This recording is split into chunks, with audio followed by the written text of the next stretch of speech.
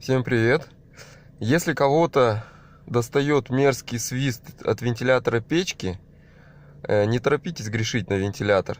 Попробуйте сначала заменить фильтр салонный.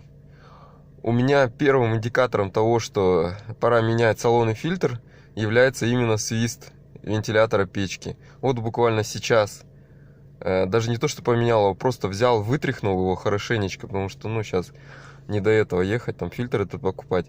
Просто вытряхнул его, и свист пропал. Конечно, не исключены проблемы, может, у кого-то действительно с вентилятором, но прежде всего попробуйте сначала поменять фильтр, поставьте хороший качественный фильтр, и может быть в процентах 70-80 вам это поможет избавиться от свиста. Вот сейчас включу, вам продемонстрирую, что сейчас свист пропал.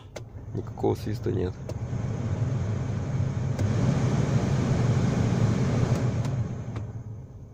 Все нормально. Всем спасибо, надеюсь, было полезно. Пока, делитесь видео, ставьте лайки.